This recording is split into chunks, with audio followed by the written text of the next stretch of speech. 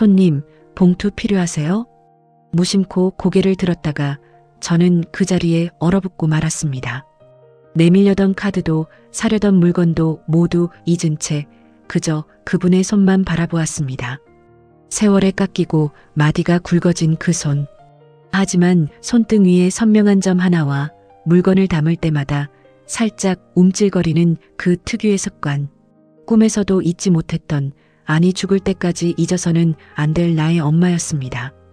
20년 전 저를 친딸보다 더 귀하게 키워주다 말없이 떠나야 했던 나의 두 번째 엄마. 그녀가 지금 제 눈앞에서 낡은 앞치마를 두른 채 서 있었습니다. 세상에는 기억하고 싶지 않은 기억보다 너무 소중해서 꺼내보기조차 겁나는 기억들이 있습니다.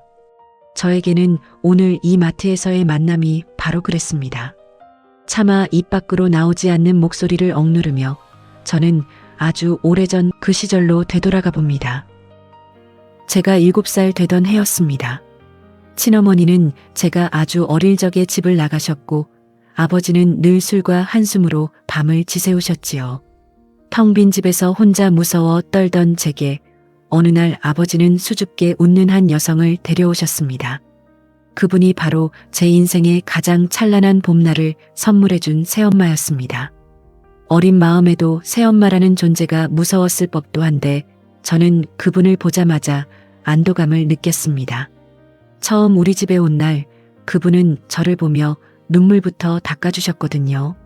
아이고, 이 예쁜 아기가 어쩌다가 이렇게 손이 차니. 그 따뜻한 온기가 제 작은 손을 감싸던 순간을 저는 지금도 잊지 못합니다.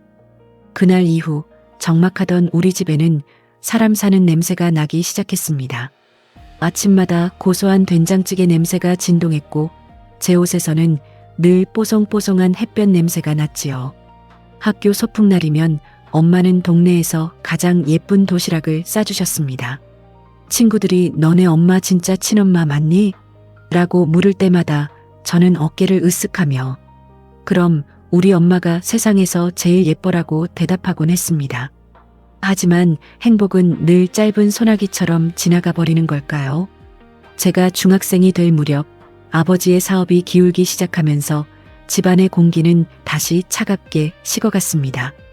아버지는 다시 술에 의지하셨고 그 화풀이는 고스란히 엄마에게 향했지요. 당신이 우리 집에 들어와서 재수가 없는 거야. 말도 안 되는 폭언 속에서도 엄마는 저를 품에 안고 등을 토닥여 주셨습니다. 우리 딸 무서워하지 마. 엄마가 있잖아. 괜찮아. 다 괜찮아. 그렇게 엄마는 거친 폭풍우를 온몸으로 막아주는 든든한 우산이 되어주셨습니다. 그런데 어느 날 아침 눈을 떴을 때 집안이 너무나 조용했습니다. 엄마의 화장대 위는 텅 비어 있었고 거실에는 차갑게 식은 공기만이 감돌고 있었지요. 아버지는 그 여자는 이제 안 온다며 소리를 지르셨고 저는 신발도 신지 못한 채 골목 끝까지 달려갔습니다. 하지만 엄마의 뒷모습조차 보이지 않았습니다. 그렇게 저는 두 번째 엄마와도 작별 인사 한마디 나누지 못한 채 헤어지게 되었습니다. 그로부터 20년이라는 시간이 흘렀습니다. 저는 30이 넘은 어른이 되었고 아버지는 몇 년 전 지병으로 세상을 떠나셨지요. 이제는 혼자서도 씩씩하게 살아가는 직장인이 되었지만 가슴 한구석에는 늘 채워지지 않는 구멍이 하나 있었습니다. 비가 오는 날이면 혹은 길을 가다 따뜻한 집밥 냄새를 맡을 때면 어김없이 그 시절의 엄마가 떠올라 목이 메었습니다. 그런데 오늘 평범하기 짝이 없던 퇴근길 동네 대형마트에서 저는 그 구멍을 다시 마주한 것입니다. 계산대 번호 7번.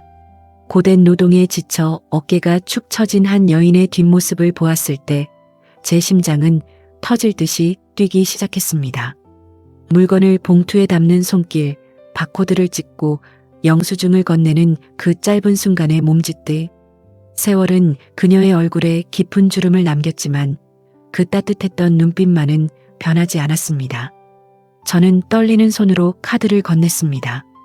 그분은 제 얼굴을 보지 못한 채 그저 기계적으로 카드를 받아들었지요. 손님, 서명해 주세요. 건조한 그 목소리에 저는 눈물이 왈칵 쏟아질 것만 같았습니다. 엄마, 저예요. 엄마가 그렇게 아끼던 7살 꼬맹이가 이렇게 컸어요. 목구멍까지 차오른 말을 삼키며 저는 그분의 명찰을 보았습니다. 그곳에는 빛바랜 글씨로 김정숙이라는 이름 석자가 적혀 있었습니다. 틀림없는 나의 엄마였습니다. 저는 떨리는 손으로 사인 패드 위에 서명을 남겼습니다.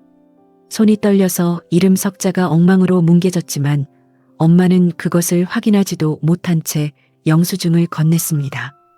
안녕히 가세요. 짧은 인사와 함께 엄마의 시선은 이미 다음 손님이 내려놓은 물건들로 향해 있었지요. 저는 카트를 밀고 마트 입구 쪽으로 걸어 나왔지만 발걸음이 떨어지지 않았습니다. 심장이 입 밖으로 튀어나올 것만 같아 숨을 고르며 마트 한쪽 구석에 멈춰 섰습니다. 멀리서 엄마의 뒷모습을 가만히 지켜보았습니다. 엄마는 쉴 새 없이 몰려드는 손님들 사이에서 기계처럼 바코드를 찍고 있었습니다. 어릴 적 제 손을 잡고 시장을 누비던 그 부드럽고 따뜻했던 손은 이제 마디마디가 툭 붉어져 있었습니다.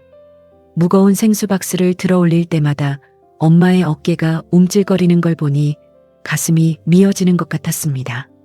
제가 그토록 그리워하던 분이 제가 매일 장을 보러 오던 이 동네 마트에서 이렇게 고되게 일하고 계셨다니요. 저는 엄마가 교대할 때까지 기다리기로 했습니다. 당장이라도 달려가 엄마 라고 부르고 싶었지만 너무 오랜 세월이 흘렀습니다. 혹시라도 저를 몰라보시면 어쩌나 혹은 지금의 제 모습이 엄마에게 부담이 되지는 않을까 하는 두려움이 앞섰습니다. 마트 시계가 한 바퀴를 돌아 퇴근 시간이 가까워졌을 때쯤 엄마는 드디어 조끼를 벗고 소지품을 챙겨 마트 뒷문으로 향했습니다. 저는 일정한 거리를 두고 엄마의 뒤를 밟기 시작했습니다. 엄마의 걸음걸이는 예전보다 훨씬 느려져 있었습니다. 한 걸음 내디딜 때마다 다리가 불편한지 살짝 절뚝거리는 뒷모습을 보며 저는 입술을 깨물었습니다. 엄마가 도착한 곳은 마트에서 그리 멀지 않은 낡은 빌라촌이었습니다. 좁고 가파른 계단을 한참이나 올라가서야 엄마는 제일 구석진 방 앞에 멈춰 섰습니다. 복도 등에 불이 들어오자 엄마의 얼굴이 잠시 선명하게 비쳤습니다. 깊게 팬 팔자주름과 휑한 눈가. 하지만 그 눈매만큼은 제가 기억하는 그 다정한 분이 맞았습니다. 엄마가 가방에서 열쇠를 꺼내 문을 열고 들어가려는 찰나 저는 저도 모르게 목소리를 냈습니다. 저기요, 아주머니. 엄마가 멈칫하며 뒤를 돌아보았습니다. 어두운 복도 끝에 서 있는 저를 보며 엄마는 그저 길을 묻는 사람인 줄 알았는지 고개를 갸우뚱하셨습니다. 네, 누구세요? 낯선 이의 방문에 경계하는 눈빛이 서렸지만 그 목소리에는 여전히 특유의 정겨움이 묻어 있었습니다. 저는 차마 입이 떨어지지 않아 한참을 망설이다가 아주 오래전 엄마가 제게 붙여준 별명을 작게 으주렸습니다. 엄마, 저 연희예요. 강아지 연희요. 순간 엄마의 손에서 열쇠 뭉치가 바닥으로 툭 떨어졌습니다. 쨍그랑하는 금속 소리가 좁은 복도를 가득 채웠습니다. 엄마는 믿을 수 없다는 듯 제 얼굴을 빤히 바라보았습니다. 제 눈에서는 이미 눈물이 쏟아지고 있었습니다. 너 정말 연희니? 우리 연희가 맞니? 엄마의 목소리가 사정없이 떨리기 시작했습니다. 저는 달려가 엄마를 와락 껴안았습니다. 20년 만에 느껴보는 엄마의 품이었습니다. 예전보다 훨씬 작아지고 왜소해진 품이었지만 그 품에서 나던 그 시절의 비누 향기만큼은 그대로였습니다. 엄마는 제 등을 쓰다듬으며 아이처럼 엉엉 울기 시작했습니다. 세상에, 이게 꿈은 아니지? 내 딸 연희, 내 새끼 연희가 어떻게 여기까지 왔어? 복도 바닥에 주저앉아 우리는 한참을 서로 붙잡고 울었습니다. 그간의 원망이나 슬픔보다는 다시 만났다는 안도감이 더 컸습니다. 엄마는 젖은 손으로 제 얼굴을 매만지며 연신 어쩌면 이렇게 곱게 잘 컸니라며 울먹였습니다. 밤 공기는 차가웠지만 엄마의 작은 방 안으로 들어갔을 때 저는 20년 만에 처음으로 집에 왔다는 기분을 느꼈습니다. 낡은 장판 위로 비치는 작은 형광등 불빛조차 따뜻하게 느껴졌지요. 하지만 방 안을 둘러보니 마음이 다시 무거워졌습니다. 낡은 가구 몇 개와 구석에 놓인 작은 밥솥, 그리고 벽에 걸린 낡은 달력 하나가 전부인 초라한 생활이었습니다. 엄마는 허둥지둥 물을 끓이며 대접할 것이 없어 미안해 하셨습니다. 하지만 제가 발견한 것은 따로 있었습니다. 낡은 싱크대 옆 작은 선반 위에 놓인 아주 오래된 사진 한 장. 제가 초등학교 졸업식 때 엄마와 함께 찍었던 그 사진이었습니다. 다 구겨지고 색이 바래 형체조차 흐릿했지만 엄마는 그 사진을 소중하게 액자에 넣어 간직하고 계셨던 겁니다. 너를 단 한순간도 잊은 적이 없어. 내 아빠 몰래 너 보러 학교 앞까지 갔다가도 괜히 내가 나타나면 내 인생에 방해가 될까봐 멀리서만 보고 왔단다. 엄마의 고백에 저는 가슴이 무너져 내렸습니다. 우리는 밤이 깊어가는 줄도 모르고 서로의 손을 꼭 잡은 채 그간 못다한 이야기를 쏟아냈습니다. 엄마는 아버지를 떠나야만 했던 그날의 진실을, 그리고 그 후 얼마나 힘들게 홀로 버텨왔는지를 담담하게 들려주었습니다. 저는 결심했습니다. 다시는 이 손을 놓지 않겠다고. 신이 제게 주신 이 기적 같은 재회를 절대로 헛되이 보내지 않겠다고 말입니다. 그렇게 우리 모녀의 기나긴 밤은 눈물과 웃음 속에서 지나가고 있었습니다. 마트 계산대의 번호표가 아닌 진짜 엄마와 딸로서의 첫 페이지가 다시 쓰여지는 순간이었습니다. 사람들은 흔히 말합니다. 아이들은 아무것도 모른다고요. 하지만 7살의 저는 이미 알고 있었습니다. 안방에서 들려오던 친엄마의 거친 숨소리와 바닥에 내동댕이 쳐지던 가방 소리, 그리고 마지막으로 들린 대문 소리가 무엇을 의미하는지를요. 그날 이후 제 세상은 온통 잿빛이었습니다.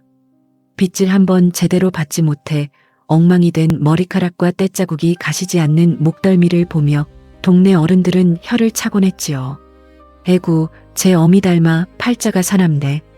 그 말이 무슨 뜻인지도 모른 채 저는 매일 밤 차가운 방바닥에 웅크려 누군가 나를 안아주기만을 기다리고 있었습니다. 엄마와 다시 만난 다음 날 아침, 저는 출근도 미룬 채 엄마의 좁은 단칸방에서 눈을 떴습니다.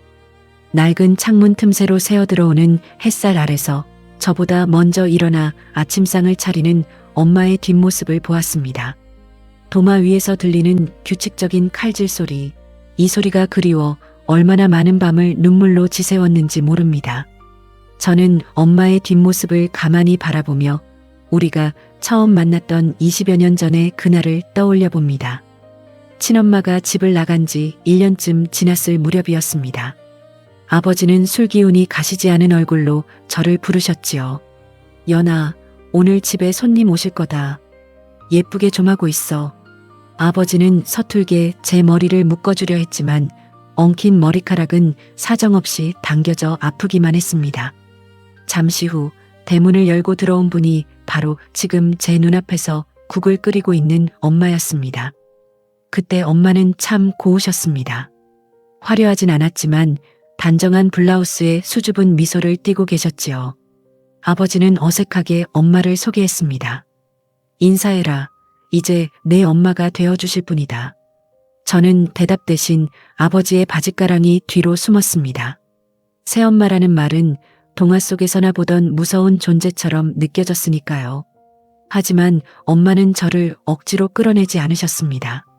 대신 제 눈높이에 맞춰 무릎을 굽히고 앉아 조심스럽게 가방에서 무언가를 꺼내셨지요. 연희야, 이거 엄마가 직접 만든 건데 한번 해볼래? 엄마의 손바닥 위에는 예쁜 분홍색 리본 핀이 놓여 있었습니다. 호기심에 고개를 살짝 내민 제게 엄마는 세상에서 가장 부드러운 손길로 엉망이 된 제 머리를 정리해 주셨습니다. 아이고, 우리 연희가 이렇게 예쁜데 그동안 아빠가 고생을 많이 시켰나 보네. 그 짧은 한마디가 어찌나 따뜻했는지 저는 그날 처음으로 아버지가 아닌 다른 사람에게 제 머리를 맡겼습니다. 엄마의 손길이 닿는 곳마다 엉켜있던 머리카락뿐만 아니라 제 마음속의 두려움도 하나둘 풀려나가는 기분이었습니다. 엄마가 우리 집에 들어온 첫날부터 집안 풍경은 180도 달라졌습니다. 퀴퀴한 술 냄새와 담배 연기로 가득했던 방 안에는 은은한 꽃향기가 감돌았고 구석구석 쌓여있던 먼지들은 엄마의 부지런한 손길 아래 사라졌습니다. 무엇보다 가장 큰 변화는 제 밥상이었습니다. 맨밥에 식은 김치가 전부였던 식탁 위에 노란 계란말이가 올라오고 따끈한 고기 반찬이 놓이기 시작했습니다. 엄마는 제가 밥을 먹는 모습을 가만히 지켜보며 말씀하셨지요. 많이 먹으렴 연아. 엄마가 매일매일 더 맛있는 거 해줄게. 그 매일매일이라는 단어가 제게는 세상 그 어떤 약속보다 든든하게 들렸습니다. 저는 더 이상 잠들기 전 무서움에 떨지 않아도 되었습니다. 엄마는 매일 밤 제 머리맡에서 옛날 이야기를 들려주셨고 제가 잠들 때까지 제 등을 토닥여 주셨으니까요. 동네 사람들도 수군거리기 시작했습니다.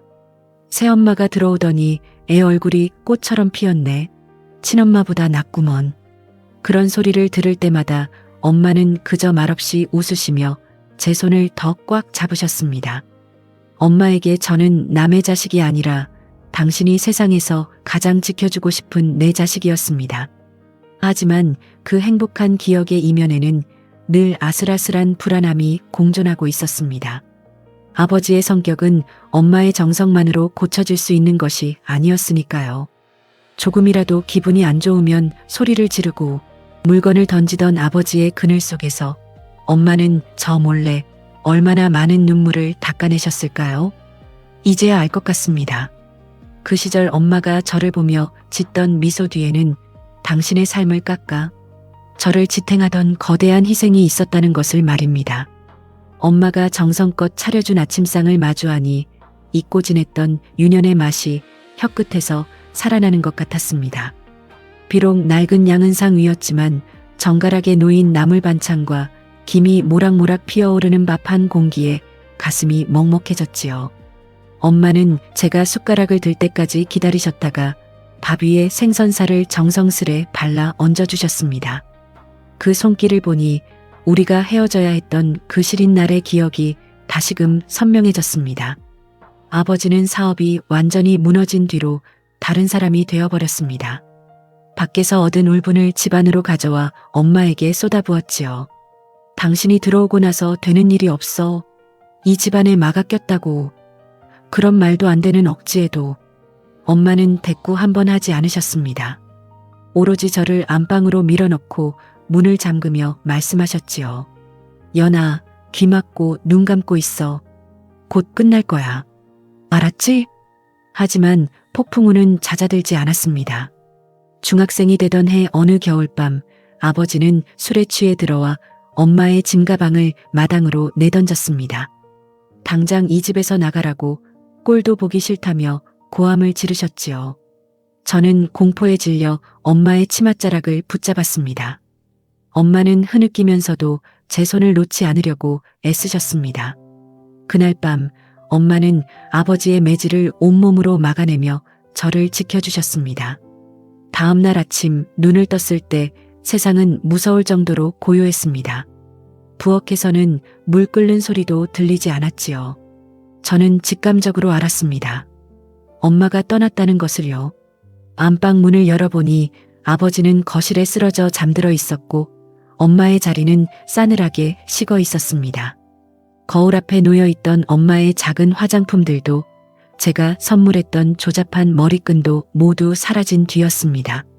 미친 사람처럼 집 밖으로 뛰쳐나갔습니다. 찬바람이 쌩쌩 부는 골목길을 슬리퍼만 신은 채 달렸지요. 엄마, 엄마. 목이 터져라 불렀지만 돌아오는 건 시린 바람뿐이었습니다. 동네 어기 버스 정류장까지 달려가 지나가는 버스마다 눈을 부라리며 살폈습니다. 혹시나 엄마가 창가에 앉아 울고 있지는 않을까, 나를 두고 가는 게 미안해서 차마 떠나지 못하고 서성이고 있지는 않을까 하고요. 그렇게 며칠을 알아누워 울기만 하던 제게 학교 담임 선생님이 편지 한 통을 전해주셨습니다. 엄마가 학교로 몰래 찾아와 맡기고 가셨다는 편지였습니다. 삐뚤삐뚤한 글씨로 적힌 종이 위에는 눈물 자국이 얼룩져 있었습니다.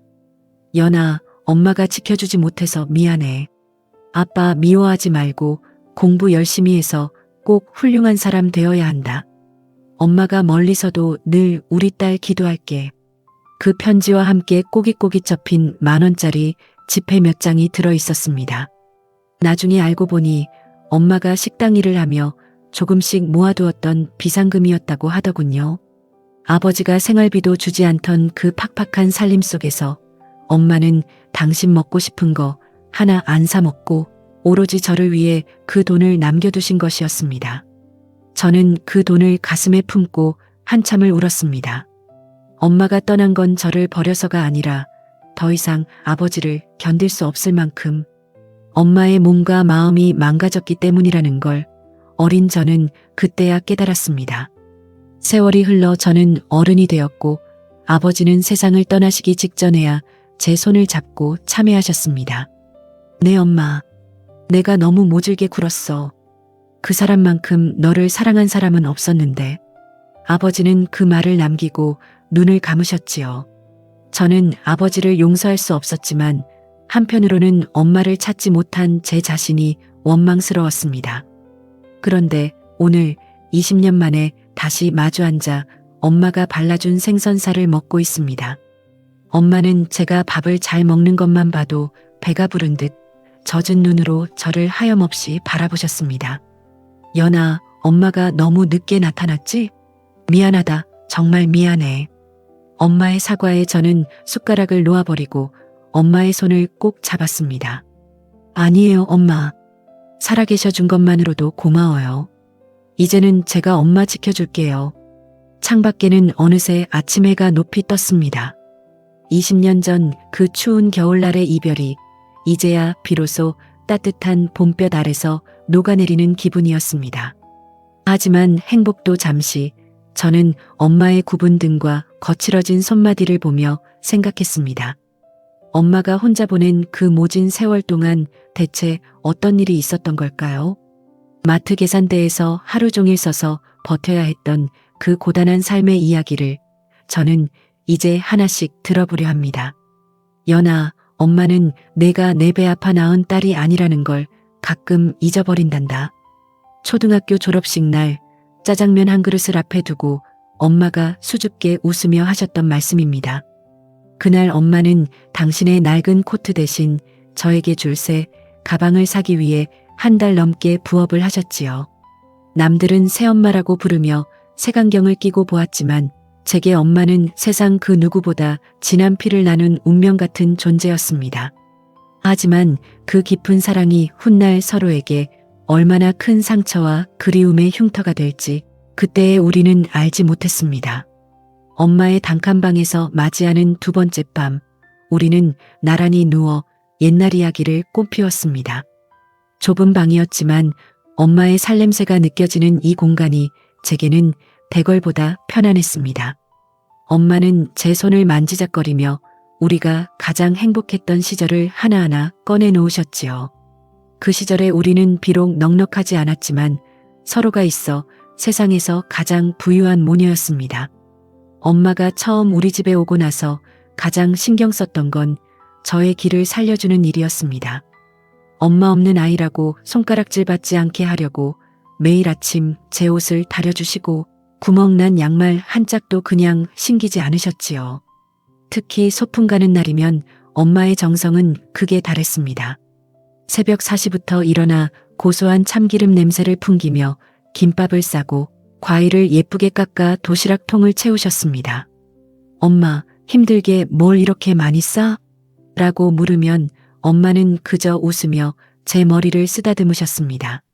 우리 연희가 친구들 사이에서 제일 맛있는 거 먹어야 엄마 마음이 놓이지. 그 도시락 덕분에 저는 학교에서 늘 부러움의 대상이었습니다. 친구들은 제 도시락이 예뻐서 구경을 왔고 저는 그게 다 우리 엄마 솜씨라며 우쭐대곤 했지요. 한 번은 제가 심하게 독감에 걸려 며칠을 앓아누운 적이 있었습니다. 열이 40도까지 오르내리며 헛것을 볼 정도로 위태로운 밤이었지요. 아버지는 술에 취해 거실에서 잠들었지만 엄마는 뜬 눈으로 밤을 지새우며 제 이마에 찬 수건을 갈아주셨습니다. 제 손을 꼭 잡고 연아, 엄마가 미안해. 대신 아파주지 못해서 미안해라며 울먹이던 엄마의 목소리가 지금도 귓가에 생생합니다. 그때 엄마가 제 발바닥을 밤새도록 주물러 주셨던 그 손길 덕분이었을까요? 기적처럼 다음날 아침 열이 내렸고 저는 눈을 뜨자마자 제 곁에서 엎드려 잠든 엄마의 초췌한 얼굴을 보았습니다. 그 순간 어린 마음에도 깨달았습니다. 아, 이 사람은 진짜 내 엄마구나. 신이 나를 불쌍히 여겨 보내주신 천사구나. 중학교 시절 제가 처음으로 여자아이가 되어 당황해하던 날에도 엄마는 친엄마보다 더 세심하게 저를 챙겨주셨습니다. 부끄러워 어쩔 줄 모르는 저를 안아주며 우리 연희가 이제 다 컸네. 축하해. 우리 딸이라고 말씀해 주셨지요. 엄마는 그날 저녁 맛있는 미역국을 끓여주셨고 여자가 지켜야 할 몸가짐과 스스로를 사랑하는 법을 조용히 일러주셨습니다. 하지만 우리의 이 찬란한 봄날에도 조금씩 검은 그림자가 드리우기 시작했습니다. 제가 중학교 2학년이 되던 해 아버지의 건설 사업이 부도가 나면서 집에는 빚쟁이들이 들이닥치기 시작했습니다. 평소에도 다혈질이었던 아버지는 경제적인 압박이 심해지자 그 화풀이를 엄마에게 쏟아붓기 시작했습니다. 아, 이 여편네야. 돈 좀 구해오라니까 왜 가만히 있어. 거실에서 들려오는 고함과 물건 부서지는 소리. 그럴 때마다 엄마는 부들부들 떨면서도 제 방 문고리를 꽉 잡고 계셨습니다. 혹시라도 아버지가 제 방으로 들어올까봐 당신의 몸으로 그 문을 막아 서고 계셨던 겁니다. 엄마의 어깨는 갈수록 좁아졌고 웃음기 가득했던 얼굴에는 수심이 깊게 내려앉았습니다. 저는 그때 처음으로 아버지가 원망스러웠습니다. 엄마를 힘들게 하는 아버지가 미웠고 그런 지옥 같은 상황에서도 저 때문에 떠나지 못하는 엄마가 너무 가여워 차라리 저를 버리고 도망가라고 소리치고 싶었습니다. 하지만 엄마는 끝까지 저를 놓지 않으셨습니다. 그 모진 세월을 견디게 한 건 오로지 내 딸 연희를 지켜야 한다는 엄마의 일념 하나뿐이었습니다. 아버지는 점점 더 깊은 수렁으로 빠져들었습니다. 집안의 가전제품에 빨간 딱지가 붙고 낯선 남자들이 대문을 발로 차며 들이닥치는 날들이 반복되었지요. 그 공포스러운 소음 속에서 엄마는 저를 안방 구석에 앉혀두고는 당신의 해진 앞치마 소매로 제 귀를 꼭 막아주셨습니다. 연아, 아무 소리도 안 들리는 거야. 엄마만 봐. 알았지? 엄마의 눈동자는 파르르 떨리고 있었지만 저를 바라보는 미소만큼은 억지로라도 붙잡고 계셨습니다. 어느 날은 아버지가 술에 취해 들어와 엄마의 머리채를 휘어잡는 광경을 목격하고 말았습니다. 비명을 지르며 달려드는 제게 엄마는 다급하게 소리쳤지요. 연아, 방으로 들어가. 나오지 마. 저는 문 뒤에 숨어 입술이 피가 나도록 깨물며 울었습니다. 잠시 후 거실이 조용해졌을 때 슬그머니 문을 열고 나간 제 눈앞에 믿기지 않는 광경이 펼쳐졌습니다. 엄마는 엉망이 된 머리를 대충 묶으며 바닥에 깨진 유리 조각들을 조용히 줍고 계셨습니다. 당신의 손가락에서 피가 뚝뚝 떨어지는 줄도 모르고 말입니다. 그날 밤 엄마는 제 곁에 누워 아주 작게 속삭이셨습니다. 연아, 엄마가 못나서 미안해. 우리 예쁜 딸 이런 꼴 보게 해서 정말 미안해. 저는 엄마의 품으로 파고들며 대답했습니다. 엄마가 왜 미안해? 엄마는 잘못한 거 하나도 없어. 내가 나중에 돈 많이 벌어서 엄마랑 둘이만 살 거야. 제 어린 진심에 엄마는 저를 더 꽉 껴안으셨지요. 그 품이 너무 따뜻해서 저는 이 지옥 같은 일상도 영원히 견딜 수 있을 것만 같았습니다. 하지만 아버지는 결국 넘어서는 안 될 선을 넘고 말았습니다. 엄마가 식당 일을 하며 저의 고등학교 등록금으로 쓰려고 모아둔 낡은 통장을 발견한 것이었습니다. 이 여편네가 나 몰래 돈을 숨겨둬? 아버지는 광기에 어린 눈으로 엄마를 밀쳐냈고 그 돈을 들고 도박판으로 달려갔습니다. 그날 엄마는 처음으로 소리를 내어 오열하셨습니다. 당신의 인생이 망가지는 건 참을 수 있어도 제 미래가 꺾이는 것만은 참을 수 없으셨던 모양입니다. 그 사건 이후 아버지는 며칠간 집에 들어오지 않았습니다. 그리고 찾아온 그 고요한 아침, 엄마는 평소보다 더 정성스럽게 제 아침상을 차려주셨습니다. 노란 계란말이에 제가 제일 좋아하는 소시지 볶음까지. 엄마는 제가 밥을 먹는 내내 제 얼굴을 눈에 담으려는 듯 빤히 바라보셨지요. 우리 연희 오늘 학교 다녀오면 꼭 우유 챙겨 먹고 숙제도 미리 해두고. 평소와 다름없는 당부였지만 그날따라 엄마의 목소리는 유독 물기가 머금어져 있었습니다. 제가 대문을 나설 때 엄마는 골목 끝까지 따라 나와 제 손을 꼭 잡아주셨습니다. 연아, 엄마가 사랑하는 거 알지? 너는 누가 뭐래도 세상에서 제일 귀한 아이야. 그게 마지막 인사인 줄 알았다면 저는 절대로 그 손을 놓지 않았을 겁니다. 학교 수업이 끝나고 돌아온 집은 차갑게 식어 있었습니다. 엄마의 짐가방은 사라졌고 거실 바닥에는 제가 아침에 먹었던 빈 그릇들만 덩그러니 놓여 있었지요. 그날 이후 제 삶은 다시 무채색으로 변했습니다. 아버지는 폐인처럼 지내다 결국 병을 얻으셨고 저는 엄마가 남긴 그 마지막 편지와 10,000원짜리 지폐 몇 장을 부적처럼 품고 모진 세월을 버텼습니다. 식당 아르바이트부터 편의점 일까지 안 해본 일이 없었지요. 힘들 때마다 생각했습니다. 엄마는 지금 어디서 어떻게 지내고 계실까? 혹시 나처럼 끼니를 거르고 계시지는 않을까? 이제야 알 것 같습니다. 엄마가 그때 떠난 건 단순히 아버지의 폭력이 무서워서가 아니었다는 것을요. 당신이 옆에 있으면 아버지가 저까지 괴롭힐까봐 차라리 당신이 모든 원망을 짊어지고 떠남으로써 저를 자유롭게 해주려 했던 마지막 선택이었다는 것을 말입니다. 방 안의 작은 스탠드 불빛 아래서 엄마는 제 손에 굳은 살을 어루만지며 말씀하셨습니다. 이 어린 것이 혼자서 얼마나 힘들었을까. 엄마가 미안해 연아야. 정말 미안해. 저는 엄마의 무릎에 얼굴을 묻었습니다. 아니에요 엄마. 이제 그 얘긴 그만해요. 우리 이제 다시 만났잖아요. 하지만 제 마음 한구석에는 여전히 풀리지 않는 의문이 남았습니다. 엄마의 슬픈 눈동자 너머로 제가 아직 알지 못하는 또 다른 진실이 숨어 있는 것만 같았습니다. 그날 아침 엄마는 유난히 제 교복깃을 꼼꼼하게 만져주셨습니다. 평소보다 더 깊게 저를 안아주던 그 품의 온기가 이상하게 시리도록 따뜻했습니다. 하지만 학교를 마치고 돌아온 집 마당에는 엄마가 아끼던 분꽃 화분이 깨진 채 흙더미 속에 나뒹굴고 있었습니다. 안방 문은 활짝 열려 있었고 엄마의 옷가지들이 몇 점 남아있지 않은 빈 옷장을 마주한 순간 저는 심장이 발밑으로 툭 떨어지는 기분을 느꼈습니다. 그것은 예고도 준비도 없었던 제 생애 2번째이자 가장 처절했던 이별의 시작이었습니다.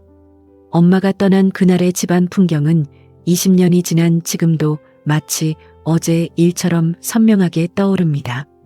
마트에서 제외한 엄마의 좁은 방에 앉아 저는 그때 차마 물어보지 못했던 이야기를 꺼냈습니다. 엄마, 그날 왜 그렇게 갑자기 가셨어요? 인사라도 하게 해주지. 제 물음에 엄마는 찻잔을 만지던 손을 멈추고 먼 창밖을 응시하셨습니다. 엄마의 눈시울이 붉어지는 것을 보며 저는 다시 그 시린 겨울날의 기억 속으로 들어갔습니다. 그날은 유독 바람이 매서웠습니다. 아버지는 며칠째 집을 비운 상태였고 빚쟁이들이 대문을 발로 차며 고함을 지르던 험악한 날들이 이어졌지요. 엄마는 저를 안방 구석에 밀어넣고는 당신의 몸으로 방문을 막아 서고 계셨습니다. 밖에서 들려오는 거친 욕설과 물건 부서지는 소리에 저는 귀를 막고 덜덜 떨기만 했습니다. 잠시 후 상황이 조용해지자 엄마는 제 머리를 쓰다듬으며 아주 낮은 목소리로 말씀하셨지요. 연아, 무슨 일이 있어도 너는 엄마 딸이야. 알지? 그게 마지막 당부였을까요? 학교 수업을 마치고 돌아온 집은 무서울 정도로 고요했습니다. 평소라면 부엌에서 들려와야 할 도마 소리도 나를 부르는 다정한 목소리도 없었습니다. 엄마의 화장대 위에는 늘 발라주던 분가루 냄새만 희미하게 남아있을 뿐 엄마를 증명하던 물건들은 흔적도 없이 사라져 있었습니다. 책상 위에 놓인 작은 편지 한 통을 발견했을 때 저는 눈앞이 캄캄해졌습니다. 연아, 엄마가 지켜주지 못해서 미안해. 아빠가 너는 건드리지 않기로 약속했으니까 밥 잘 챙겨 먹고 씩씩하게 있어야 한다. 편지 속에는 꼬깃꼬깃 접힌 10,000원짜리 지폐 몇 장이 들어 있었습니다. 그 돈은 엄마가 식당에서 남들이 먹다 남긴 잔반을 치우고 고된 파출부 일을 하며 10원 한 장 허투루 쓰지 않고 모았던 엄마의 피와 눈물이었습니다. 저는 신발도 신지 못한 채 골목으로 뛰쳐나갔습니다. 동네 어기 정류장에서 마지막 버스가 떠날 때까지 저는 그 자리에 얼어붙은 채 서 있었습니다. 내가 말을 안 들어서 그런 걸까? 어제 투정 부려서 엄마가 화가 난 걸까? 어린 저는 모든 게 제 탓인 것만 같아 길바닥에 주저앉아 엉엉 울었습니다. 엄마가 떠나고 난 뒤 아버지는 술 기운에 취해 제게 모진 말을 쏟아냈습니다. 내 엄마, 그 여자는 자기 살 길 찾아 도망간 거야. 너 같은 건 안중에도 없다고. 아버지는 엄마의 존재를 지우려 애썼지만 저는 믿지 않았습니다. 엄마가 남긴 편지에서 느껴지던 그 떨림과 지폐 사이에 배어있던 엄마의 땀 냄새가 거짓일 리 없었으니까요. 하지만 세월은 무정하게 흘렀습니다. 일주일이 한 달이 되고 한 달이 1년이 되도록 엄마는 돌아오지 않았습니다. 저는 매일 밤 대문 소리가 들릴 때마다 자다 깨서 마당으로 달려나갔습니다. 하지만 문을 열고 들어오는 건 늘 술 냄새 풍기는 아버지이거나 차가운 달빛뿐이었습니다. 그렇게 저는 엄마 없는 아이로 마음의 문을 꽉 닫아건 채 거친 세상을 홀로 견디는 법을 배워야만 했습니다. 엄마는 지금 제 손을 잡으며 조용히 고백하십니다. 그날 아빠가 너를 담보로 돈을 빌리려 했단다. 내가 떠나지 않으면 너를 어디론가 보내버리겠다고 협박했어. 내가 떠나는 게 너를 지키는 유일한 방법이었어. 엄마의 떨리는 목소리에 저는 가슴이 무너져 내렸습니다. 20년 전 제가 원망과 그리움으로 밤을 지새우던 그 시간에 엄마는 저를 지키기 위해 당신의 심장을 도려내는 고통을 견디며 길을 떠났던 것이었습니다. 아버지가 그 협박을 실행에 옮기지 않은 것은 엄마가 떠남으로써 그 빌미 자체를 없애버렸기 때문이었습니다. 엄마의 고백을 듣는 동안 제 가슴속엔 거센 소용돌이가 몰아쳤습니다. 아버지가 저를 담보로 돈을 빌리려 했다니, 그리고 엄마는 저를 지키기 위해 당신의 존재 자체를 지우고 떠나야 했다니요. 20년 전 그 차가운 겨울밤, 엄마가 편지 한 장과 비상금을 남기고 어둠 속으로 사라졌던 그 비극적인 선택 뒤에 숨겨진 진실은 제가 상상했던 것보다 훨씬 더 잔인하고도 숭고했습니다. 엄마는 그날 밤 신발도 제대로 못 신고 도망치듯 집을 나왔단다. 혹시라도 내가 깰까봐 자는 내 얼굴 한 번만 더 보고 싶었지만 그러면 영영 발길이 떨어지지 않을 것 같아서 그냥 앞만 보고 뛰었어. 엄마의 목소리는 젖어 있었습니다. 그날 밤 엄마는 아버지가 고용한 빚쟁이들에게 쫓기며 기차역으로 향했다고 합니다. 아버지가 제시한 조건은 하나였습니다. 엄마가 전 남편 가족에게 연락해 돈을 구해오든지 아니면 엄마가 이 집에서 영원히 사라지든지. 만약 둘 다 거부한다면 저를 먼 친척 집에 식모로 보내버리겠다는 협박이었지요. 엄마는 당신의 인생을 포기하고 저의 어린 시절을 지켜주기로 결심했던 것입니다. 엄마가 떠나고 난 뒤 저는 한동안 밥을 먹지 못했습니다. 아버지는 술에 취해 들어와 엄마의 빈자리를 욕설로 채웠지만 저는 엄마가 남긴 10,000원짜리 지폐 3장을 가슴팍 속옷 안쪽에 꿰매어 넣고 다녔습니다. 그것은 단순한 돈이 아니라 엄마가 언젠가 나를 찾으러 올 거라는 약속이자 제 생명줄이었지요. 어느 날은 엄마가 너무 보고 싶어 엄마가 일하던 식당 골목을 온종일 서성인 적도 있었습니다. 혹시라도 엄마가 멀리서 나를 지켜보고 있지는 않을까 싶어 일부러 더 밝게 웃고 친구들과 큰 소리로 떠들기도 했지요. 하지만 해가 지고 그림자가 길게 드리워지면 저는 어김없이 혼자가 되어 차가운 대문을 열고 들어가야 했습니다. 그렇게 10대를 보내고 20살이 되었을 때 저는 아버지를 떠나 독립을 선택했습니다. 아버지는 마지막까지 내 엄마 같은 여자는 잊어라라고 독서를 내뱉었지만 저는 알고 있었습니다. 제 마음속 가장 깊은 곳에 있는 따뜻한 방은 오직 엄마만을 위해 비워져 있다는 것을요. 엄마는 그 이후로도 몇 번이나 제가 살던 동네를 찾아오셨다고 했습니다. 하지만 아버지가 저를 데리고 이사를 자주 다닌 탓에 매번 헛걸음을 하셨고 혹여나 당신이 나타나 제 평온한 삶을 망치게 될까봐 멀리서 제 소식만 수소문하셨답니다. 연아, 내가 대학 졸업하고 취직했다는 소식을 건너들었을 때 엄마는 그날 밤 잠을 못 잤어. 내 딸이 이렇게 장하게 컸구나. 이제 죽어도 여한이 없겠다 싶었지. 엄마의 야윈 손을 내려다보았습니다. 마트에서 무거운 짐을 나르고 바코드를 찍으며 고되게 버텨온 그 세월의 무게가 고스란히 전해졌습니다. 저를 지키기 위해 떠났던 그날부터 오늘 이 마트 계산대에서 제외하기까지 엄마는 단 한순간도 편히 잠든 적이 없었을 것입니다. 저는 엄마의 품에 얼굴을 묻었습니다. 20년 동안 켜켜이 쌓였던 원망의 찌꺼기들이 눈물과 함께 씻겨 내려갔습니다. 이제야 알 것 같습니다. 그때의 이별은 끝이 아니라 저를 온전한 어른으로 키워내기 위한 엄마의 눈물겨운 사투였다는 것을요. 엄마, 이제는 도망가지 마세요. 제가 엄마의 성벽이 되어줄게요. 누가 뭐래도 엄마는 내 진짜 엄마예요. 엄마는 제 머리를 쓰다듬으며 조용히 고개를 끄덕이셨습니다. 하지만 기쁨도 잠시, 낡은 벽시계의 초침, 소리만이 들리는 이 좁은 방에서 저는 앞으로의 현실이 만만치 않음을 직감했습니다. 엄마의 건강 상태, 그리고 우리가 함께 살아가기 위해 넘어야 할 세상의 시선들, 20년의 공백을 메우기 위한 우리의 진짜 전쟁은 이제부터 시작이었습니다.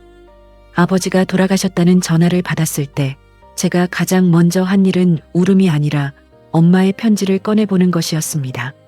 세상에 단둘뿐이었던 가족이 사라졌는데도 제 마음엔 슬픔보다 서늘한 해방감이 먼저 찾아왔습니다. 지난 20년 아버지는 제게 가족이라는 이름의 감옥이었고 저는 그 감옥 안에서 엄마라는 유일한 빛을 잃지 않으려 발버둥 치던 죄수와 같았지요. 하지만 그 빛을 다시 찾기까지 제가 지나온 시간은 살얼음판 위를 맨발로 걷는 것보다 더 삭막하고 치열한 사투의 연속이었습니다. 엄마의 작은 방에 앉아 엄마가 끓여준 보리차를 마시니 목을 타고 넘어가는 온기가 지난 세월의 갈증을 씻어주는 것 같습니다. 저는 엄마에게 제가 혼자였던 시간의 조각들을 하나씩 꺼내 보였습니다. 엄마가 떠나고 난 뒤 제 삶은 색깔을 잃었습니다. 아버지는 술과 도박으로 남은 집안 살림마저 탕진했고 저는 17 나이에 가장이 되어야 했지요. 학교가 끝나면 친구들이 떡볶이를 먹으러 갈 때 저는 고깃집 불판을 닦으러 달려갔습니다. 기름때가 찌든 불판을 닦으며 손이 부르터도 저는 울지 않았습니다. 여기서 무너지면 정말로 엄마를 다시 만날 자격이 없을 것 같았거든요. 아버지는 가끔 제 아르바이트비를 빼앗아가며 모진 말을 내뱉었지만 저는 옷 안쪽에 꿰매둔 엄마의 10,000원짜리 지폐 3장만은 끝까지 지켜냈습니다. 그것은 제게 돈이 아니라 너는 귀한 아이라고 말해주던 엄마의 자존심이었으니까요. 20살이 되자마자 저는 도망치듯 집을 나왔습니다. 보증금도 없는 고시원 단칸방에서 신문지를 깔고 잠을 자면서도 저는 매일 밤 일기장에 엄마 이름을 썼습니다. 엄마, 나 오늘 처음으로 내 힘으로 번 돈으로 운동화 샀어. 엄마가 사준 건 다 달아서 버렸지만 이 운동화 신고 엄마 찾으러 갈게. 낮에는 직장에서 상사의 눈치를 보고 밤에는 편의점 재고를 정리하며 저는 기계처럼 살았습니다. 사랑이라는 감정은 제게 사치였고 친구라는 관계는 시간 낭비처럼 느껴졌지요. 제 마음은 마치 가뭄이 든 논바닥처럼 쩍쩍 갈라져 있었습니다. 누군가 다가와 친절을 베풀어도 저는 의심부터 했습니다. 저 사람은 나한테 무엇을 바라는 걸까? 그렇게 30대가 되었을 때 저는 번듯한 직장과 작은 내 집 마련까지 성공했습니다. 남들이 보기엔 성공한 커리어 우먼이었지만 제 집 거실은 언제나 차갑고 고요했습니다. 텅 빈 소파에 앉아 텔레비전 소리를 크게 틀어놓고 나서야 겨우 잠이 들 수 있었지요. 마음의 구멍은 성취감으로 채워지는 것이 아니었습니다. 어느 날은 길을 가다 시장통에서 나물 파는 할머니와 실랑이를 하는 중년. 여성의 뒷모습만 봐도 걸음을 멈췄습니다. 혹시나 해서 얼굴을 확인하고는 실망하며 돌아서는 일이 일상이 되었지요. 제 20대와 30대 초반은 그렇게 실체 없는 그리움을 쫓으며 보낸 무채색의 풍경이었습니다. 엄마는 제 이야기를 들으며 제 거친 손등을 하염없이 문지르셨습니다. 미안하다, 연아야. 엄마가 내 곁에 있었어야 했는데 그 예쁜 나이에 너 혼자 그 짐을 다 짊어지게 해서 엄마가 죄인이네. 엄마의 눈물이 제 손등에 떨어졌습니다. 하지만 저는 고개를 저었습니다. 그 삭막한 시간을 견디게 한 건 언젠가 엄마를 만났을 때 부끄럽지 않은 딸이 되고 싶다는 그 독한 마음이었으니까요. 그런데 엄마, 그 삭막한 시간 속에 제가 몰랐던 사실이 하나 더 있었습니다. 제가 혼자라고 믿었던 그 치열한 직장 생활의 고비마다 이름 모를 누군가가 제 회사 앞으로 보내주었던 반찬 꾸러미와 따뜻한 목도리. 설마 그것도 엄마의 흔적이었나요? 엄마의 눈동자가 흔들리는 것을 본 순간 저는 제 삭막했던 삶 뒤에 숨겨진 또 다른 온기를 직감했습니다. 제 물음에 엄마는 고개를 숙인 채 한참 동안 말이 없으셨습니다. 떨리는 엄마의 어깨 위로 낡은 벽시계 소리만 정적을 깨고 있었지요. 잠시 후 엄마는 구석에 놓인 낡은 서랍장에서 때 묻은 수첩 하나를 꺼내 오셨습니다. 그 안에는 제가 첫 직장에 입사했던 날짜, 대리로 승진했던 날, 그리고 제가 혼자 이사했던 동네의 주소들이 삐뚤삐뚤한 글씨로 적혀 있었습니다. 엄마가 차마 내 앞에 나설 용기는 없었어. 내 아빠가 너를 괴롭힐까봐 겁도 났고 내 초라한 모습이 내 앞길에 짐이 될까봐 숨죽이고 살았단다.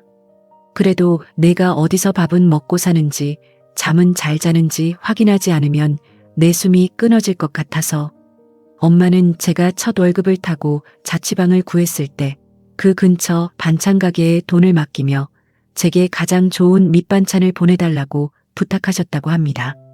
겨울이면 목도리를 짜서 회사 안내데스크에 이름도 없이 맡겨두고 멀리 전봇대 뒤에 숨어 제가 그것을 두르고 나오는 모습을 보며 혼자 우셨답니다.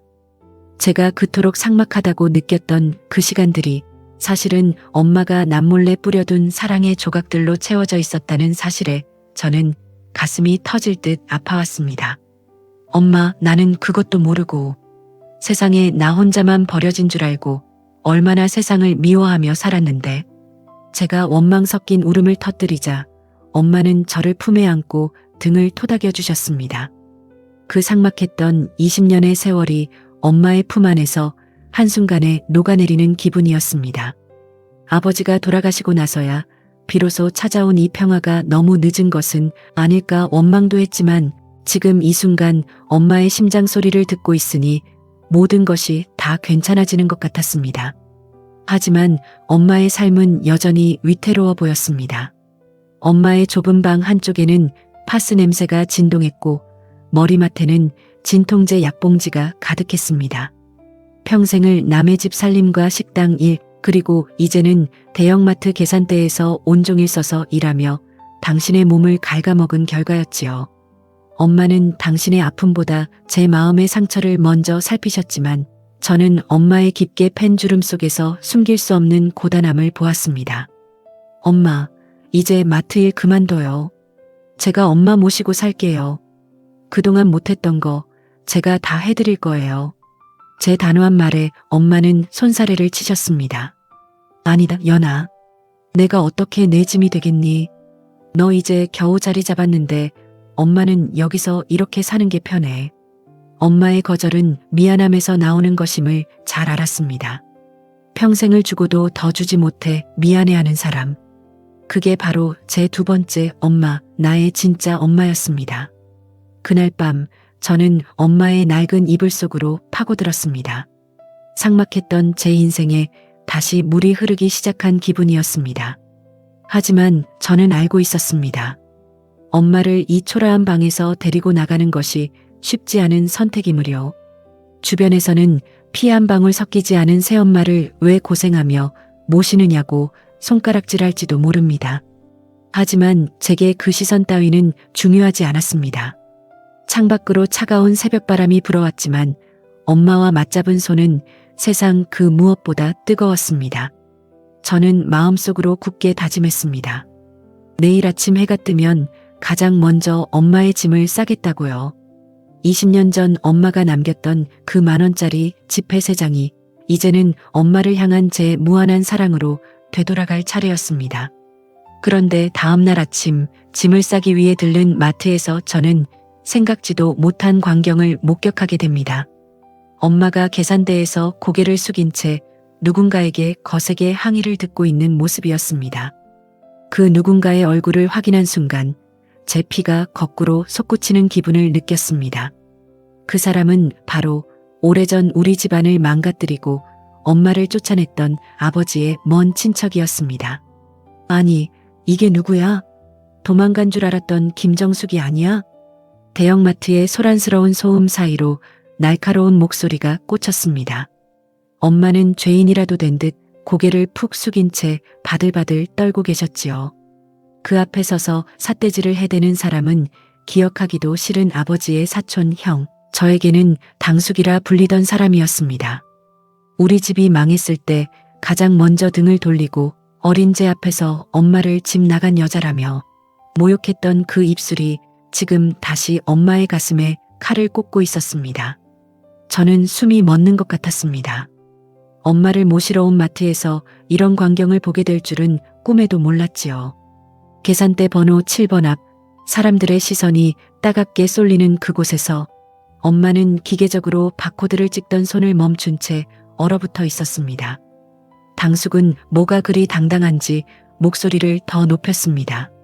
너 때문에 우리 집안이 풍비박산 났는데 여기서 편하게 장사나 하고 있었어? 그 돈 다 어디다 빼돌렸어? 말도 안 되는 억지였습니다. 아버지가 도박으로 날린 돈을 왜 엄마에게 따지는 걸까요? 엄마는 겁에 질린 눈으로 주변 눈치를 보며 개미만한 목소리로 대답했습니다. 형님, 제발 여기서 이러지 마세요. 사람 보잖아요. 하지만 그 간절한 부탁은 오히려 당숙의 기세를 살려주었을 뿐입니다. 그는 카트에 담긴 물건을 바닥으로 내팽개치며 폭언을 이어갔습니다. 엄마의 낡은 명찰이 가늘게 떨렸습니다. 저는 더 이상 참을 수 없었습니다. 앞뒤 잴 것도 없이 인파를 헤치고 나가 당숙의 앞을 막아섰습니다. 지금 뭐 하시는 거예요? 당장 사과하세요. 제 갑작스러운 등장에 당숙은 눈을 가늘게 뜨며 저를 훑어보았습니다. 너는 또 누구야? 아, 설마 연이냐? 비열한 미소가 그의 얼굴에 번졌습니다. 이야, 너 아주 잘 컸구나. 내 아버지 버리고 도망간 여자랑 여기서 뭐 하는 거냐? 이 여자가 너한테 무슨 짓을 했는지 잊었어? 그의 입에서 나오는 말들은 하나같이 동리를 품고 있었습니다. 엄마는 제 팔을 붙잡으며 연아, 참아. 내가 잘못했어. 그냥 가자라고 저를 만류했습니다. 하지만 저는 느낄 수 있었습니다. 제 팔을 잡은 엄마의 손이 얼마나 차갑게 식어 있는지, 그리고 이 수모를 엄마가 얼마나 오랫동안 홀로 감당해 왔는지를요. 잘못한 게 누군데 엄마가 사과를 해요? 당숙이야말로 우리 집 어려울 때 아빠 꼬드겨서 보증 서게 하고 도망갔던 거 제가 모를 줄 아세요? 제 말에 당숙의 얼굴이 불그락푸르락 변했습니다. 주변 손님들이 웅성거리기 시작했고 마트 보안 요원들이 다가오는 소리가 들렸습니다. 엄마는 결국 참았던 눈물을 터뜨리며 그 자리에 주저앉아 버리셨습니다. 20년 만에 찾은 내 엄마가 이런 인간 같지도 않은 사람 앞에서 무릎을 굽히고 있는 모습에 제 심장은 갈갈이 찢겨나갔습니다. 이 난장판 속에서 저는 비로소 깨달았습니다. 엄마가 왜 그동안 저를 찾아오지 못했는지, 왜 그토록 숨죽이며 살아야 했는지 말입니다. 아버지가 진 빚의 화살이 엄마에게 향해 있었고, 이 악마 같은 사람들은 엄마의 행방을 쫓아 괴롭혀왔던 것입니다. 저는 바닥에 떨어진 엄마의 조끼를 집어들어 엄마의 어깨에 걸쳐드렸습니다. 그리고 당숙의 눈을 똑바로 응시하며 아주 낮고 차갑게 말했습니다. 한 번만 더 내 엄마 근처에 나타나 보세요. 그땐 법대로 할 테니까. 그리고 우리 엄마, 이제 여기 직원 아니에요. 사표 낼 거니까 당장 비켜요. 저는 주저앉은 엄마를 부축해 일으켰습니다. 엄마는 제 품에 기댄 채 소리 없이 오열하셨지요. 마트 구석의 차가운 시선들을 뒤로하고 밖으로 걸어 나오며 저는 결심했습니다. 이제는 그 누구도 엄마의 삶에 흙탕물을 튀기지 못하게 하겠다고요. 하지만 엄마의 가슴 깊은 곳에 박힌 이 모진 진실의 파편들을 어떻게 다 뽑아내야 할지 제 마음은 무겁기만 했습니다. 마트 밖으로 끌고 나오다시피 한 엄마의 몸은 종이장처럼 가벼웠습니다. 바람이 불면 날아갈 듯 위태로운 그 어깨를 저는 부서지라 감싸 안았습니다. 뒤편에서 들려오는 당숙의 비열한 고함은 소음 속으로 사라졌지만 엄마의 얼굴에 서린 수치심과 공포는 좀처럼 가시지 않았습니다. 근처 작은 공원 벤치에 엄마를 앉히고 나니 엄마는 그제야 굽은 등을 더 깊숙이 숙이며 얼굴을 감싸주셨습니다. 연아야, 내가 미안하다. 너한테 이런 꼴까지 보이고 내가 너를 다시 만나면 안 되는 거였는데 이 팔자가 어디 가겠니? 엄마의 입에서 터져나온 자조 섞인 말에 저는 가슴이 무너지는 것 같았습니다. 제가 20년 동안 그리워하며 마음속에 간직해온 엄마는 세상 누구보다 당당하고 따뜻한 분이었는데 현실의 엄마는 독한 세월의 풍파에 깎여 자신을 죄인이라 부르고 있었습니다. 저는 엄마의 거친 손을 제 뺨에 갖다 대며 단호하게 말했습니다. 엄마, 그 사람이 한 말 다 거짓말이잖아요. 아빠가 도박하고 보증 잘못 써서 날린 돈을 왜 엄마가 짊어져요? 엄마는 우리 지키려고 그 고생을 다 했는데 왜 엄마가 고개를 숙여요? 엄마는 한참을 흐느끼다 겨우 진실을 꺼내놓으셨습니다. 아버지가 돌아가신 뒤에도 그 악질 같은 친척들은 엄마의 거처를 알아내 주기적으로 찾아와 행패를 부렸다고 합니다. 내 아빠가 죽기 전에 나한테 빚을 남겼어. 법적으로는 상관없다지만 그 사람들이 내 직장까지 찾아가서 회방 놓겠다고 협박하는 바람에 내가 할 수 있는 건 그저 그 사람들 눈에 띄지 않게 숨어 지내며 돈을 조금씩 붙여주는 것뿐이었어. 제가 잘 나가는 직장인으로 성장하는 동안 엄마는 제 앞길에 재라도 뿌릴까봐 그 말도 안 되는 협박을 온몸으로 받아내고 계셨던 겁니다. 마트 계산대에서 꼬박 10시간을 서서 번 돈의 절반 이상이 그들의 술값과 유흥비로 빠져나갔다는 사실에 저는 주먹을 꽉 쥐었습니다. 엄마가 왜 그토록 초라한 단칸방에서 진통제로 버티며 사셨는지, 왜 제외한 순간에도 기쁨보다 미안함이 앞섰는지 이제야 모든 퍼즐이 맞춰졌습니다. 이제 걱정하지 마세요. 제가 다 해결할 거예요. 법으로 하든 뭘 하든 다시는 그 사람들이 엄마 근처에 얼씬도 못하게 할 테니까. 저는 그 길로 엄마를 다시 그 좁은 단칸방으로 보내지 않았습니다. 바로 택시를 잡아 제가 사는 아파트로 향했지요. 차 창밖으로 스쳐 지나가는 풍경들을 보며 엄마는 불안한 듯 제 손을 꼭 잡고 계셨습니다. 평생을 남의 집 뒷바라지만 하며 사셨던 분이 처음으로 딸의 집으로 향하는 길이었습니다. 제 아파트에 들어서자마자 화사한 조명과 깨끗한 거실을 본 엄마는 문턱에서 발을 떼지 못하셨습니다. 연아, 여기 내가 들어가도 되는 거니? 옷도 지저분한데. 엄마의 망설임에 저는 결국 울음 섞인 웃음을 터뜨리며 엄마의 낡은 신발을 손수 벗겨드렸습니다. 엄마, 더는 숨지 마세요. 이제는 제가 엄마의 이름으로 살게 해드릴게요. 눈을 뜬 아침, 제 아파트 거실 소파 끝에 불안하게 걸터 앉아 있는 엄마를 보며 저는 다짐했습니다. 20년 전 엄마라는 이름을 버리고 도망쳐야 했던 그 여인을 위해 이제는 세상 그 누구보다 당당한 김정숙이라는 이름을 되찾아 주겠노라고요. 하지만 평생을 죄인처럼 살아온 엄마에게 이 화려한 거실은 아직 맞지 않는 옷처럼 어색하기만 했습니다. 엄마의 눈동자엔 여전히 마트에서 마주쳤던 그 공포의 잔상이 유령처럼 떠돌고 있었습니다. 햇살이 환하게 내리쬐는 거실에서 저는 정성껏 아침 식사를 준비했습니다. 엄마가 예전에 저를 위해 해주셨던 것처럼 갓 지은 밥에 따뜻한 국을 올렸지요. 하지만 엄마는 수저를 들 생각도 못한 채 창밖만 멍하니 바라보고 계셨습니다. 혹시라도 그 당숙이라는 인간이 집 앞까지 쫓아오지는 않았을까, 혹시나 저에게 해가 되지는 않을까 걱정하는 그 마음을 저는 잘 알고 있었습니다. 엄마, 일단 드세요. 밥 먹어야 힘내서 싸우죠. 저 이제 예전에 힘없는 어린애 아니에요. 제 말에 엄마는 겨우 수저를 드셨지만 목구멍으로 밥이 잘 넘어가지 않는지 연신 물만 들이켜셨습니다. 저는 그런 엄마의 손을 꼭 잡았습니다. 그리고 어젯밤 엄마의 낡은 가방 안에서 발견한 엄마가 그토록 소중히 여기던 낡은 지갑을 꺼냈습니다. 지갑은 이미 여기저기 해져서 실밥이 터져 있었습니다. 그 안에는 10,000원짜리 몇 장과 함께 비닐에 겹겹이 쌓인 사진 한 장이 들어 있었지요. 바로 제가 초등학교 때 엄마와 함께 찍은 사진이었습니다.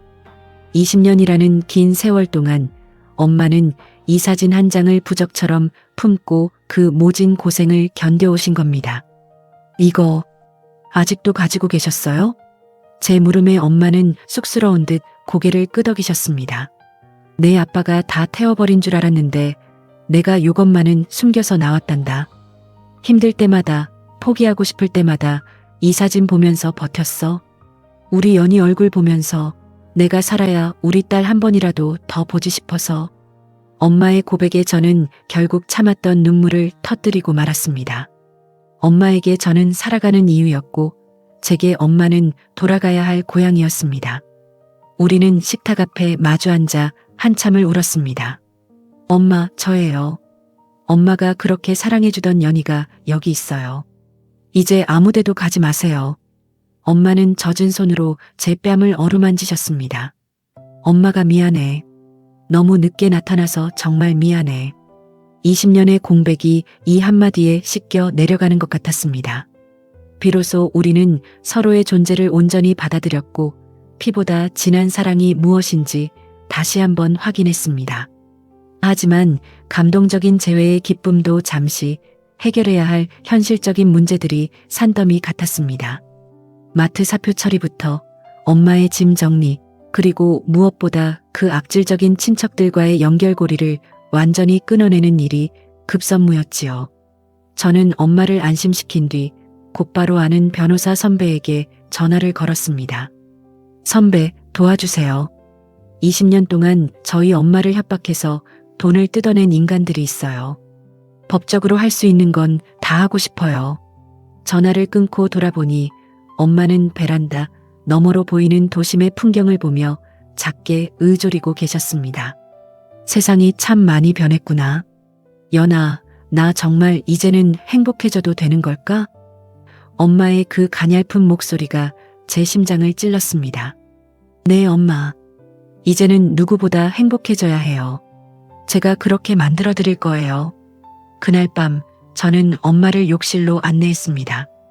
따뜻한 물을 가득 받고 엄마의 마디 굵어진 몸을 조심스럽게 닦아드렸습니다.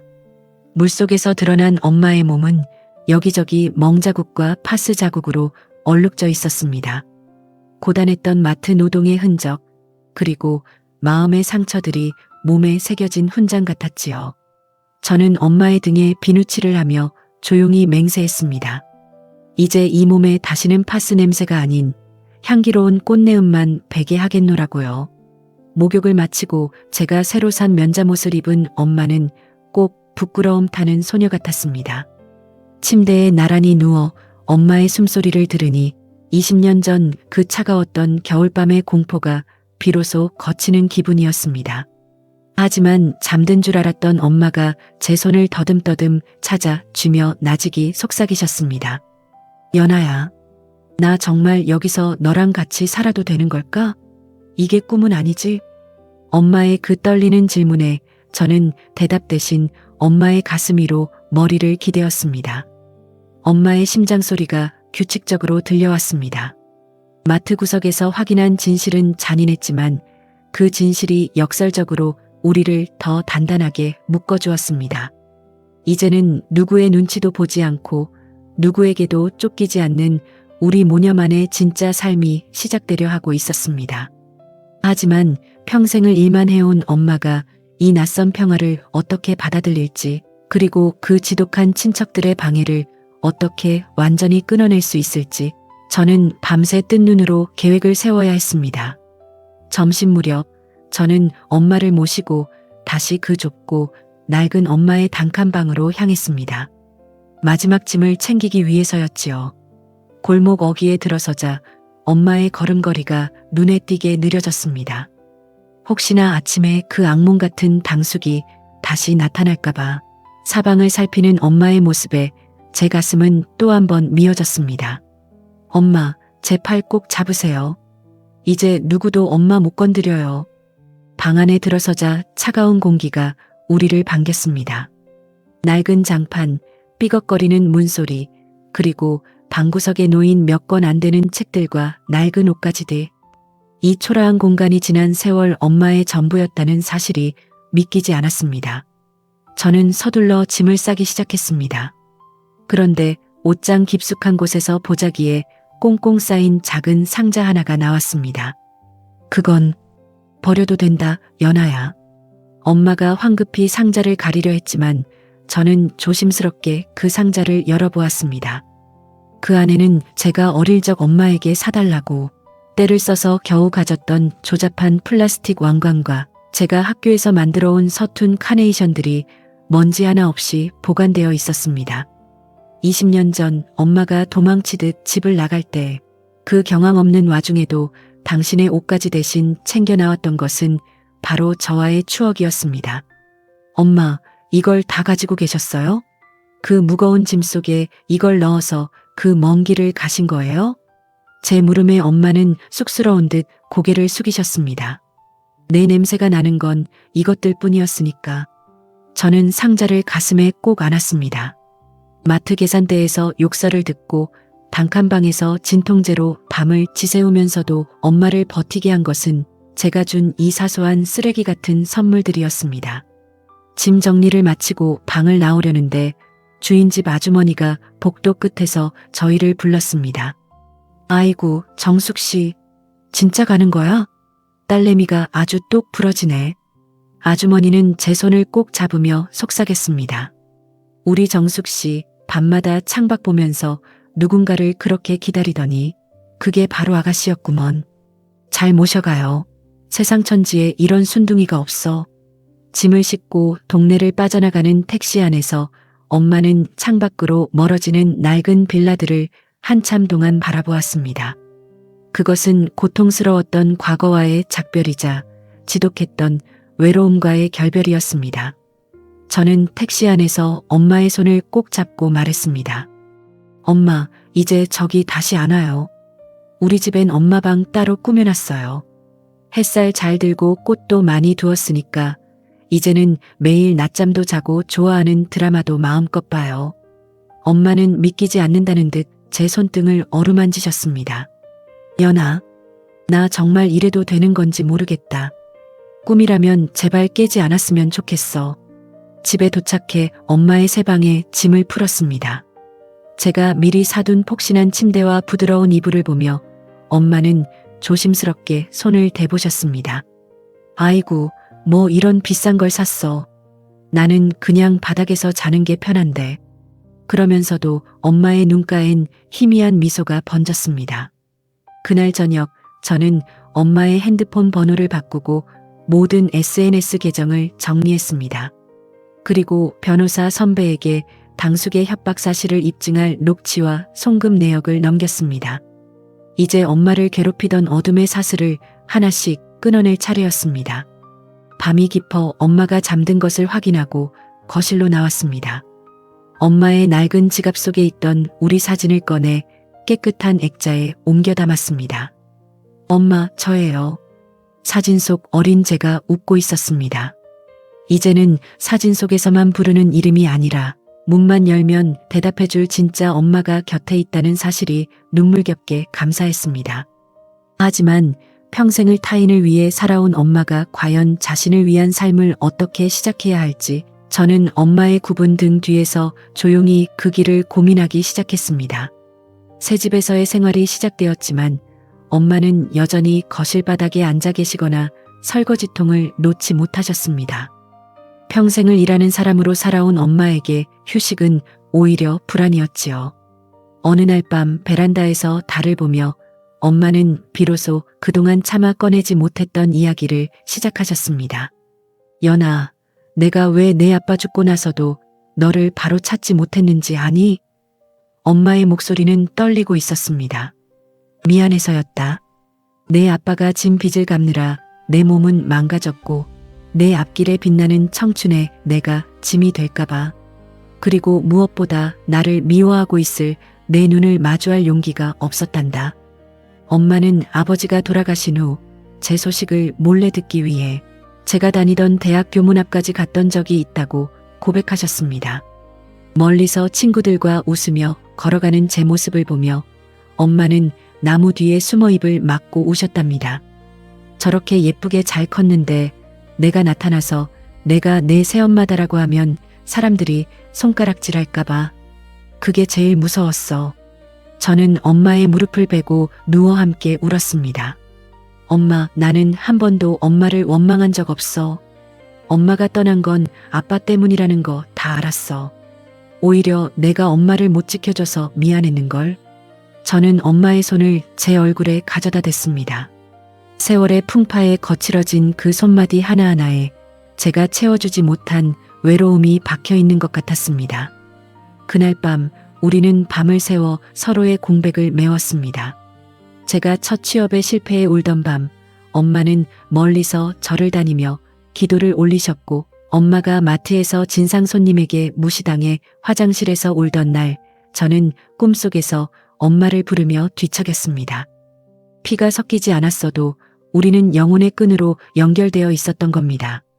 엄마, 이제 멈춰버린 20년 우리 배로 즐겁게 살자. 내가 엄마 딸 노릇 제대로 할게. 저는 엄마의 품속에서 비로소 어린 시절 못다한 어리광을 부리며 긴 잠에 들었습니다. 엄마와 함께 사는 일상은 기적의 연속이었습니다. 아침마다 고소한 들기름 냄새가 온 집안을 채웠고 퇴근길 현관문을 열면 우리 딸 왔니? 하는 다정한 목소리가 저를 반겼습니다.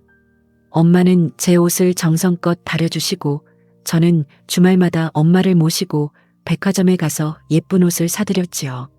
마트 유니폼이 아닌 화사한 원피스를 입은 엄마는 세상 누구보다 고운 중년의 여인이었습니다. 하지만 행복이 자리를 잡을 무렵 위기가 찾아왔습니다. 어느 날 저녁 엄마가 주방에서 그릇을 놓치며 쓰러지신 겁니다. 병원으로 달려간 제게 의사는 청천벽력 같은 소리를 했습니다. 그동안 몸을 너무 혹사하셨어요. 척추 협착증이 심하고 만성 피로에 영양실조까지 겹쳤습니다. 당분간 절대 안정이 필요합니다. 병실에 누워있는 엄마의 야윈 얼굴을 보며 저는 제 자신을 질책했습니다. 엄마가 저를 위해 당신의 몸이 부서지는 줄도 모르고 일하실 때 저는 무엇을 했던가요? 저는 회사에 장기 휴가를 내고 병상 곁을 지켰습니다. 어릴 적 엄마가 제 열을 내려주기 위해 밤새 수건을 갈아주었듯 저도 엄마의 다리를 주무르고 머리를 감겨드렸습니다. 연아, 나 때문에 내가 고생이 많구나. 미안하다.